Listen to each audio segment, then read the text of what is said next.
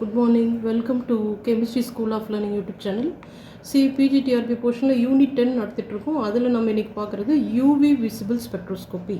That is ultraviolet visible spectroscopy. இது class number 3. 10th unitல இது class number 3. So, ultraviolet spectroscopy எது சொல்லுதுன்னா அதுவும் ஒரு type of absorption spectroscopy அப்படின்னு நம்ம சொல்கிறோம்.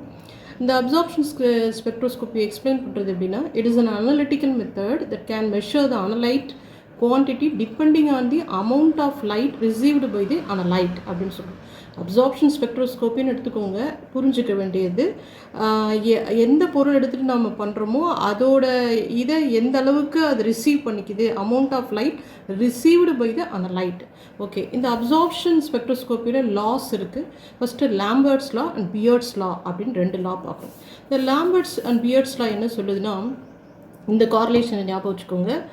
minus of di by dx equal to ki அப்படின்னு போட்டிருக்கேன். என்ன மீனிங்னா di by dx is proportional to intensity அப்படின்னு சொல்கிறோம். ஐனா இன்டென்சிட்டி, அந்த ப்ரொபோர்ஷனல் எடுக்கிறதுக்காக ஒரு கான்ஸ்டன்ட் போட்டிருக்கோம், தட் இஸ் k, அதுதான் கான்ஸ்டன்ட். எக்ஸ்னா திக்னஸ், ஐனா intensity. when a beam of monochromatic radiation passes through the homogeneous absorbing medium, the rate of decrease of intensity of radiation with thickness, that is x, of the absorbing medium is proportional to the intensity of the incident radiation, that is I, minus of di by dx. minus ஏன் போட்டோம், rate of decrease, minus of di by dx is proportional to I அப்படின்னு அர்த்தம். proportionality கான்ஸ்டண்ட்டாக k போட்டிருக்கோம். Next beards law, minus of di by dx equal to k into is equal to k prime I into c. இங்கே c ஒரு term போட்டிருக்கோம், that is concentration. அப்படின்னு என்ன அர்த்தம், minus of di by dx is proportional to IC அப்படின்னு அர்த்தம். Okay, when a beam of monochromatic radiation is passed through a solution of an absorbing substance, the rate of decrease of intensity of radiation with the thickness, that is x, of the absorbing solution is proportional to the intensity, that is I, intensity of incident radiation, as well as the concentration of the solution அப்படின்னு சொல்லுவோம். அப்படின்னா என்னது, minus of DI by DX is proportional to IC. அந்த proportional எடுக்கிறதுக்காக ஒரு constant போட்டுருக்கு, that is K prime அப்படின்னு சொல்லியிருக்கோம். ஓகே, இது வரைக்கும் நம்ம 2 லாஸ் பார்த்துக்கோம். அடுத்து நம்ம பார்க்க போகிறது for UV region and near UV region.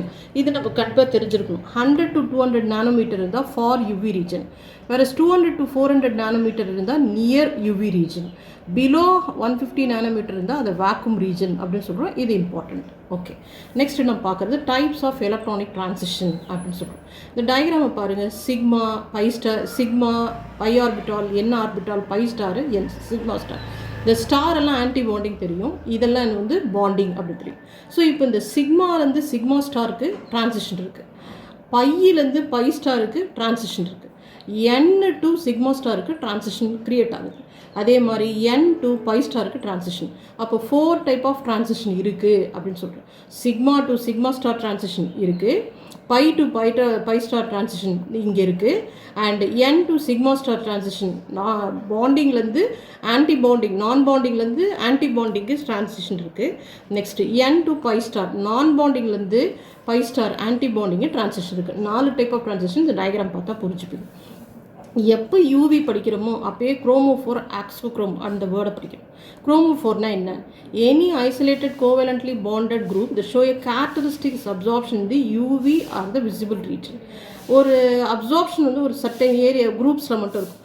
N to pi star டிரான்சிஷனும் பை டு பை ஸ்டார் டிரான்சிஷனும் இருக்கும் அப்படின்னு சொல்லுவோம். நெக்ஸ்ட் நம்ம பார்க்குறது ஆக்சோக்ரோம். As any group which does not itself act as a chromophore but whose presence brings about a shift of absorption band towards the red end of the spectrum அப்படின்னு. ஆக்சோக்ரோம்ன்றது குரோமோஃபோர் மாதிரி இருக்காது, but அப்சார்ப்ஷனை வந்து ரெட் எண்டுக்கு shift பண்ணும். எதெல்லாம் அந்த group, OH alcohol group, OR group, amino group, NHR group, NR2, இது எல்லாமே என்னது ஆக்சோக்ரோமிக் குரூப்ஸ் அப்படின்னு சொல்லுவோம். இப்போ நம்ம பார்க்குறது இன்டென்சிட்டி ஷிஃப்ட். இந்த டயக்ராம் ஞாபகம் வச்சுக்கோங்க. இந்த டயக்ராம் இருந்தாலே உங்களுக்கு புரிஞ்சிடும். மேக்ஸிமம் எனர்ஜி இந்த பக்கம் எடுத்துக்கிட்டோம், வேவ் லென்த்தை எக்ஸ் ஆக்சிஸ் எடுத்துக்கிட்டோம். இப்போ இதை போடுங்க. Bathochromic shift, that is red shift. Hypsochromic shift, that is blue shift. Hyperchromic shift, maximum intensity increases. Hypochromic shift maximum intensity decreases அப்படின்னு சொல்லிட்டு இன்டென்சிட்டி டிக்ரீசஸ். பேத்தோக்ரோமிக் ஷிஃப்ட்னா absorption maximum shift towards the longer wavelength. பேத்தோக்ரோமிக்னா நீங்கள் என்ன ஞாபகம் வச்சுக்கணும், longer wavelength absorption shift to the longer wavelength, that is red shift. Ipsochromic shift na blue shift, absorption shifted to the shorter wavelength, இந்த பக்கம் shorter wavelength. Hyperchromic shift மேலே போட்டிருக்கேன். Intensity absorption maximum increases, intensity of the absorption maximum increases. எப்போ hyperchromic shift.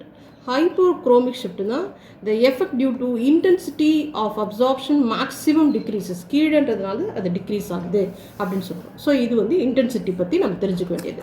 அடுத்து நம்ம பார்க்குறது types of absorption bands.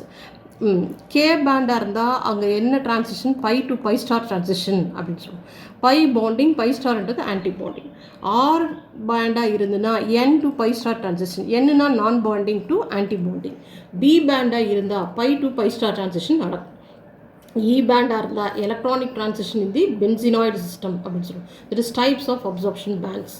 Okay, UV ஸ்பெக்ட்ராவில் என்னென்ன solvents use பண்ணுறோம்.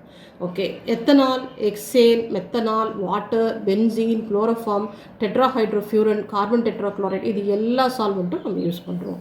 யூவின்னு படிக்கும்போது வுட்வர்ட் ஃபிஷர் ரூல் அப்படின்னு ஒன்று இருக்குது. அது எதெல்லாம் யூஸ் பண்ணி கால்குலேட் பண்ணுறோம். For calculating absorption maximum in alpha beta unsaturated carbonyl compounds. உங்களுக்கு தெரியும் கார்பனைல் காம்பவுண்ட்ஸ்னால் அது ஆல்டிஹைடாக இருக்கலாம், கீட்டோனாக இருக்கலாம், C double bond O group இருக்கணும். ஆல்ஃபா பீட்டா அன்சாச்சுரேட்டட் கீட்டோனாக இருந்தால் அதோட வேல்யூ 215 MU அப்படின்னு சொல்கிறோம். 5 மெம்பர்ட் ரிங், தட் இஸ் சைக்ளோபென்டனோனாக இருந்தால் 202, எக்ஸோசைக்ளிக்காக இருந்தால் டபுள் பாண்ட் +5, எண்டோசைக்ளிக்காக இருந்தால் அதை நம்ம என்ன சொல்கிறோம், எண்டோசைக்ளிக் டபுள் பாண்ட் அது 5 மெம்பர்டாக இருக்கலாம், இல்லை 7 மெம்பர்டாக இருக்கலாம், அதுக்கும் +5 தான். அல்கைல் சப்ஸ்டியன்ட் ஆல்ஃபா போர்ஷனுக்கு ஒரு வேல்யூ +10, பீட்டா போர்ஷனாக இருந்தால் +12, காமா போர்ஷனாக இருந்தால் +18. இதெல்லாம் நீங்கள் தெரிஞ்சுக்கிறதுக்காக சொல்கிறேன். ஹோமோ ஆனுலர் கான்ஜுகேட்டட் டையின் +39 அப்படின்னு நம்ம சொல்லுவோம். ஸோ இது வந்து என்னது, வுட்வர்ட் ஃபிஷர் ரூல்னால் என்னன்றதை நம்ம தெரிஞ்சுக்கலாம். ஓகே, அடுத்து நம்ம பார்க்க போகிறது ஃப்ளூரசன்ஸ் அண்ட் ஃபாஸ்பரசன்ஸ். இதுக்கு நீங்கள் இந்த டயக்ராம் ஞாபகம் வச்சாலே போதும். இது E0, இது E1. E0ன்றது கிரவுண்ட் ஸ்டேட் தெரியும், E1ன்றது எனர்ஜி, அதாவது எக்ஸைட்டட் ஸ்டேட்டோட ஃபஸ்ட் லெவல் அப்படின்னு சொல்லுவோம். கிரவுண்ட் ஸ்டேட்லேருந்து எக்ஸைட்டட் ஸ்டேட்டுக்கு போகுது. இந்த வைப்ரேஷனல் லெவல்ஸை நான் வந்து சப் லெவல்ஸ், இதில் குட்டி குட்டியாக கோடு இருக்குது, நடுவில் இதுக்கு இடையில குட்டி குட்டி கோடு போட்டிருக்கு. ஓகே, இப்போது கிரவுண்ட் ஸ்டேட்லேருந்து எக்ஸைட்டட் ஸ்டேட் E0 டு E1க்கு போகுது. ஆனால் ஃப்ளூரசன்ஸ் எங்கே அப்ளை ஆகும்னா E1லேருந்து E0க்கு, E1 to E0 fluorescence, that is lower energy than Hν அப்படின்னு சொல்கிறோம். Lower energy than Hν. இங்கே இதோட பாருங்கள், இது டாப் மோஸ்ட் லெவல், இது வந்து அதோட பேசிக் லெவல். இங்கேருந்து இது வரைக்கும் இருக்கிறது தான் நான் என்னென்னு சொல்கிறேன், E1 to E0 fluorescent radiation. நான் இங்கே HνFன்னு போட்டிருக்கேன். HνF ஃபஸ்ட்டு என்ன சொல்கிறேன், கிரவுண்ட் ஸ்டேட்லேருந்து எக்ஸைட்டட் ஸ்டேட்டுக்கு போகுது. அந்த எக்ஸைட்டட் ஸ்டேட்டில் சப் லெவல்ஸ் இருக்குது.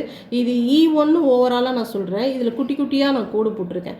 இதில் லோயஸ்ட் இங்கேருந்து E1 டு இந்த இடத்துக்கு வரைக்கும் போகுது. இட் இஸ் வைப்ரேஷனல் சப் லெவல்ஸை மென்ஷன் பண்ணுறேன்.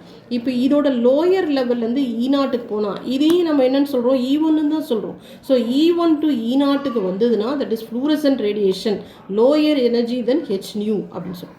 ஓகே, இந்த E1லேருந்து E0க்கு வருது radiation of energy HνP, that is phosphorescence. இது வந்து ஃபாஸ்பரசன்ஸ். Fனா ஃப்ளூரசன்ஸ், Pனா ஃபாஸ்பரசன்ஸ் அப்படின்னு நம்ம சொல்லுவோம். இந்த டயக்ராம் ஞாபகம் வச்சா உங்களுக்கு அந்த கான்செப்ட் புரியும். அடுத்து ஃப்ராங்க் கான்டன் பிரின்சிபல் அப்படின்னு சொல்கிறேன். இதுக்கு எக்ஸ் ஆக்சிஸில் இன்டர் நியூக்ளியர் டிஸ்டன்ஸ் எடுத்துக்கிட்டோம், இங்கே எனர்ஜி எடுத்துக்கிட்டோம். E0ன்றது என்னது, கிரவுண்ட் ஸ்டேட். E1ன்றது என்னது, எக்ஸைட்டட் ஸ்டேட் அப்படின்னு நம்ம சொல்கிறோம். Ground electronic state, first electronic state அப்படின்னு நம்ம சொல்கிறோம். இது ரெண்டுத்துக்கு இருக்கிற டிஸ்டன்ஸ் வந்து சேஞ்ச் ஆகாது. இதை நான் μ' μ டபுள் ப்ரைம் அப்படின்னு சொல்கிறேன். இப்போ இந்த பிரின்சிபல் என்னன்றது explain. And electronic transition takes place so rapidly that a vibrating molecule does not changes internuclear distance appreciably during the transition. இங்கேருந்து எக்ஸைட் ஆகுது, ஆனாலும் இந்த டிஸ்டன்ஸை வந்து சேஞ்ச் பண்ணிக்காமல் இருக்குது. இதை தான் நம்ம என்னென்னு சொல்கிறோம், ஃப்ராங்க் கான்டன் பிரின்சிபல். இந்த டயக்ராம் ஞாபகம் வச்சுக்கோங்க. ஓகே, நெக்ஸ்ட் நம்ம பார்க்குறது அப்ளிகேஷன்ஸ். யூவி ஸ்பெக்ட்ராவோட application. It is used to detect functional groups. It is used to identify an unknown compound. It is used to elucidate the structure of vitamin A and K. It is used to identify a compound in different solvents. It is used to determine of configuration of geometrical isomer E, Z, R, அப்படி தெரிஞ்சுக்கணும். Determination of strength of hydrogen bonding. Distinguishes between equatorial and axial conformation. It is used to distinguish conjugated and non-conjugated compounds அப்படின்னு நம்ம சொல்லுவோம். So இன்றைக்கி கிளாஸில் நம்ம பார்த்தது UV visible spectroscopy, அது அப்சார்ப்ஷன் ஸ்பெக்ட்ரோஸ்கோப்பி நம்ம சொல்லியிருக்கோம். அதோட லாஸ் நம்ம எக்ஸ்பிளைன் பண்ணியிருக்கோம். இந்த வீடியோ பிடிச்சிருந்தால் லைக் பண்ணுங்கள், ஷேர் பண்ணுங்கள், சப்ஸ்கிரைப் பண்ணுங்கள். தேங்க்யூ.